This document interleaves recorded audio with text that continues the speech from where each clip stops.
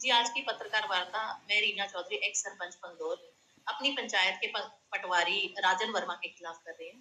पिछले कई दिनों क्या मतलब 2 ढाई साल से वो पंचायत पंदौर देख रहे हैं।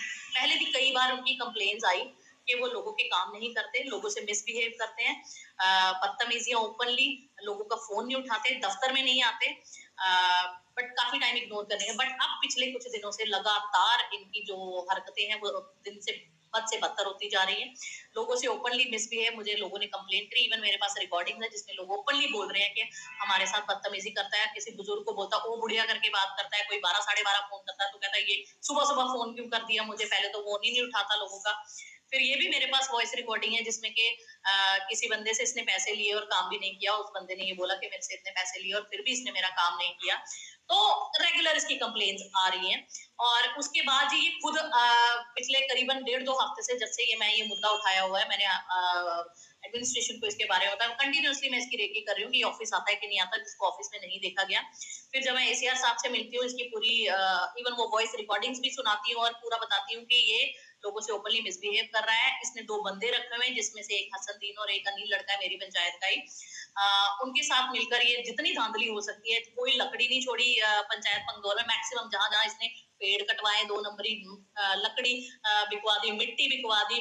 उसके अलावा नकली सर्टिफिकेट, ईडब्ल्यूएस, मैरिज असिस्टेंस के या गलत रिपोर्टें डालकर या लाडली बेटी के बहुत सारे इसने गलत, मैं नहीं कह रही सारे, बट बहुत सारे गलत सर्टिफिकेट्स इशू किए जो इनको चढ़ावा चढ़ा जाता है। ये उनके काम करते हैं, जो नहीं चढ़ाता तो इनका काम ही नहीं होता।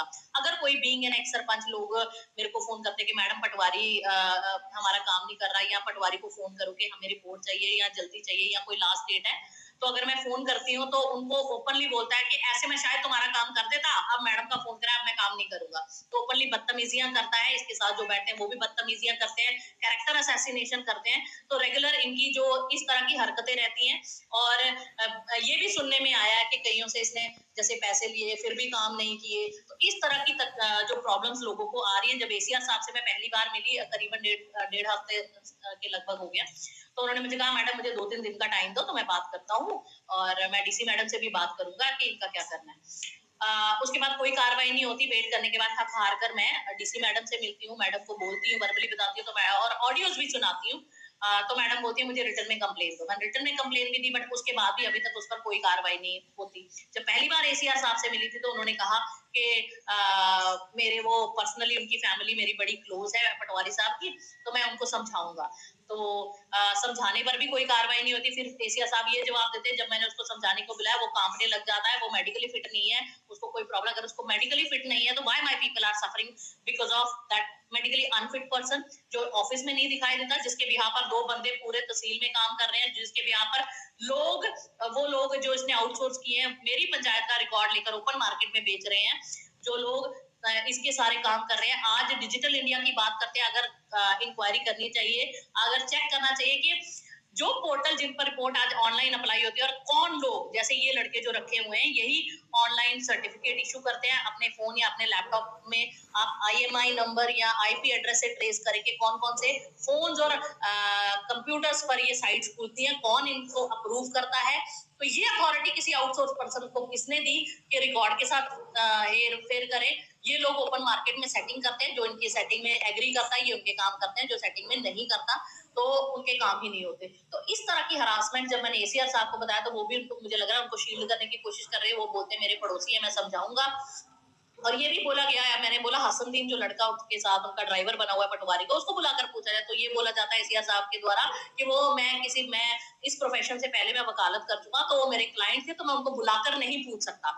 तो ये बात उन्होंने मुझे बोली। फिर ये बोला मेरे फैमिली टर्म्स है, तो उन्होंने शायद इकट्ठी वकालत करी है, क्योंकि पटवारी का भाई एक वकील है, तो शायद इसी बात की उसको लगता है कि मेरे कोई कुछ नहीं बिगाड़ सकता। इवन उसने ओपन मार्केट में ये भी बोला कि मैडम को बोलो जो बिगाड़ना है बिगाड़ ले, कोर्ट तहसीलें किस लिए बनी है मैं वहां पर देख लूंगा। तो कोई बात नहीं, मेरे लोगों के लिए मुझे अगर कोर्ट तहसीलों में भी जाना पड़ा तो मुझे कोई डर नहीं है। आपने जो केस करना है मैं निपटाने के लिए, मैं भुगतने के लिए तैयार हूँ, लेकिन आपकी गुंडागर्दी, आपकी धांधली मैं नहीं बर्दाश्त करूंगी।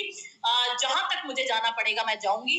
और आपको, मुझे नहीं पता आज इतने दिन हो गए कंप्लेन करने के बाद रिटर्न में एसीआर साहब को, डीसी मैडम को अभी तक इस पर कार्रवाई क्यों नहीं हो रही।